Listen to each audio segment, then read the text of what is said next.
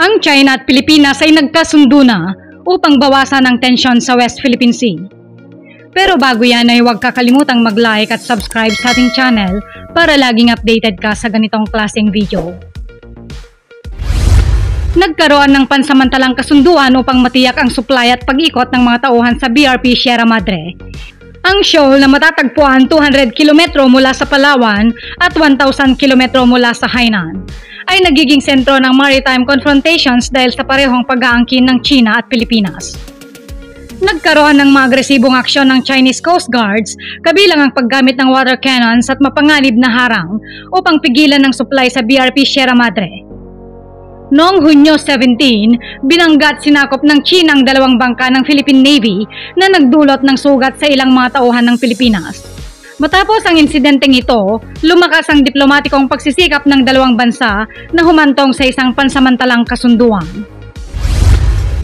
Sinabi ng Department of Foreign Affairs ng kasunduan na hindi nakakaapekto sa mga pag-aangkin ng alinmang bansa sa South China Sea at binibigyang diin ang pangangailangan na lutasin sa pamamagitan ng dialogo. Kinondena ng Estados Unidos at mga pangunahing kaalyado nito, kabilang ang Japan at Australia, ang agresibong aksyon ng China sa shoal. Nananawagan ng mga bansang ito na sundin ang batas at panatilihin ang kalayaan sa paglalayag sa South China Sea. Kasunod ng kasunduan ng Pilipinas at China ukol sa rotation and reprovision missions sa West Philippine Sea, umaasa ang DFA na hindi na mauulit ang illegal na aksyon ng China Coast Guards laban sa mga Pilipino. Ayon kay Foreign Affairs Secretary Enrique Manalo, tuloy ang resupply mission sa mga sundalo sa BRP Sierra Madre. Iginiit ni Manalo na ang kasunduan ay hakbang tungo sa pagbaba ng tensyon at maayos na operasyon sa lugar.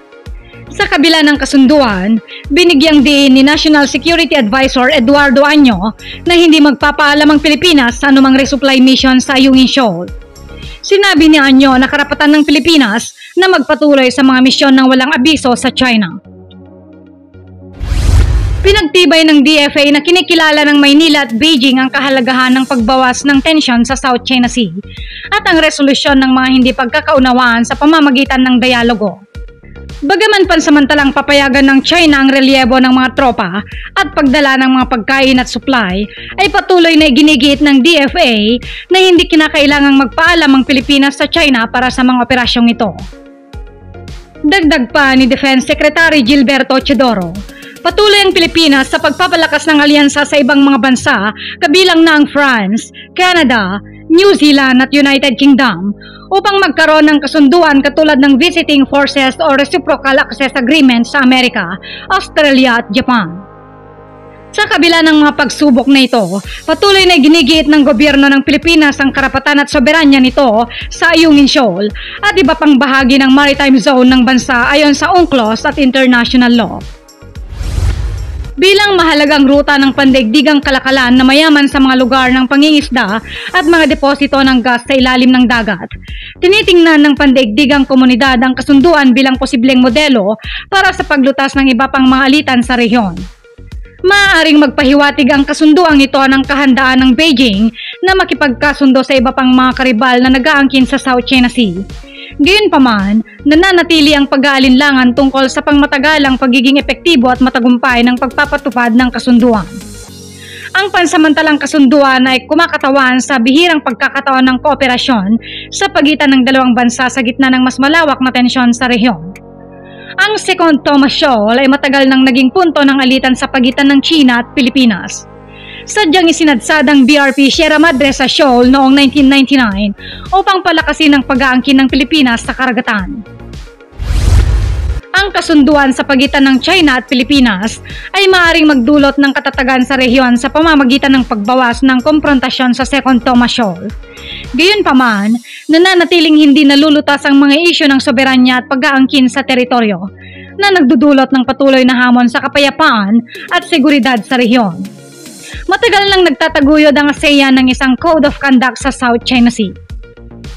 Ito'y tinitingnan bilang hakbang patungo sa pagpapaluwag ng tensyon na maaaring maghikayat ng katulad na inisyatiba sa iba pang mga bansang miyembro ng ASEAN na may mga kompetisyon sa rehiyon. Sa kabila nito, nananatiling kontrobersyal ang mga isyu ng legalidad at soberanya sa South China Sea. Noong 2016, nagdesisyon ng isang international na tribunal sa The Hague pabor sa Pilipinas na nagpawalang bisa sa mga pag-aangkin ng China sa mga estratehikong tubig. Gayunpaman, tumanggi ang Beijing na tanggapin ang desisyon na nagpapahirap sa pagsisikap na lutasin ang mga alitan sa pamamagitan ng legal na paraan.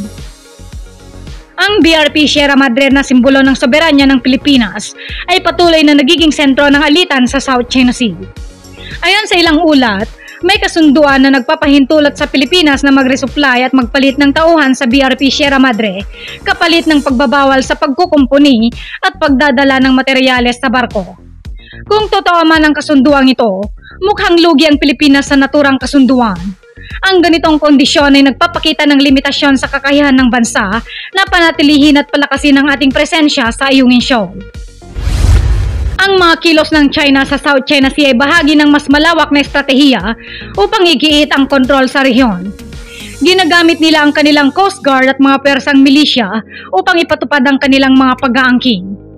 Ang patuloy na pagpapatrolya at presensya ng mga barkong ito ay nagsisilbing malinaw na pahiwatig ng kanilang intensyon na dominahin ang rehiyon. Ang kasunduan sa pagitan ng Pilipinas at China ukol sa BRP Sierra Madre ay maaaring isang taktikal na hakbang na bahagi ng mas malaking estratehiya ng China. Sa pamamagitan ng pagpayag sa Pilipinas na mag-resupply at magpalit ng tauhan, ngunit hindi pagkumpuni at pagdadala ng materyales, tila nais ng China na mapanatili ang kanilang kontrol sa sitwasyon habang pinapakita ang kunwaring pagsang-ayon sa kasunduan. Ang mga hakbang ng China ay maaaring may pangmatagalang layunin na pabor sa kanila. Sa pagpapanatili ng ganitong kasunduan, maaaring unti-unting huminang presensya at kapasidad ng Pilipinas sa BRP Sierra Madre na magbibigay daan sa China ng higit pang palakasin ang kanilang pag-aangkin sa rehiyon. Kaya't sa aking pananaw, tila hinihintay lang ng China na masira ng tuluyan ng barko at tuluyan na tayong mawalan ng akses sa Ayungin Shoal. Kapag tuluyang nasira ang BRP Sierra Madre at hindi na kayang suportahan ng mga tauhan nito, maaaring mawalan ng permanenteng presensya ang Pilipinas sa Ayungin Shoal kung hindi ito mapapalitan. Ito ay magbibigay ng malaking pagkakataon sa China na higit pang palakasin ang kanilang pag-aangkin at kontrol sa rehiyon. Sa ganitong sitwasyon, ang Pilipinas ay maaaring mawalan ng mahalagang outpost sa South China Sea na magiging isang malaking kawalan sa usapin ng soberanya at seguridad ng bansa. Ang BRP Sierra Madre ay hindi lamang isang barko, kundi isang simbolo ng soberanya ng Pilipinas. Ang pagkakaroon ng presensya sa Ayungin Shoal ay napakahalaga sa pagtataguyod ng karapatan ng bansa sa pinag-aagawang teritoryo. Kung tuluyang mawawala ang BRP Sierra Madre, mawawala rin ang pisikal na ebidensya ng pag-aangkin ng Pilipinas sa bahaging yon ng South China Sea. Kaya't ang sitwasyon sa South China Sea, lalo na sa Ayungin Shoal, ay isang napakahalagang issue na nangangailangan ng maingat na atensyon at aksyon. Ang pagpapanatili ng BRP Sierra Madre at ang pagpapalakas ng presensya ng Pilipinas sa rehiyon ay napakahalaga upang mapanatili ang soberanya at seguridad ng bansa. Ang mga hakbang ng China ay malinaw na nagpapakita ng kanilang intensyon na kontrolin ang rehiyon, kaya't mahalaga ng Pilipinas ay manatiling mapagbantay at proactive sa pagharap ng mga ganitong hamon. Sa huli, ang tagumpay ng Pilipinas sa pagpapanatili ng karapatan nito sa South China Sea ay nakasalalay sa pagkakaisa, determinasyon at matalinong estratehiya ng bansa. Ang bawat hakbang ay dapat na nanaayon sa layuning maprotektahan ang soberanya at kapakanan ng sambayan ng Pilipino. Anong masasabi nyo sa ating tinalakay ngayon, kaibigan? Tama lang bang makipagkasundo tayo sa China? Paki-comment lamang po sa ibaba ang inyong mga opinyon. Maraming salamat po.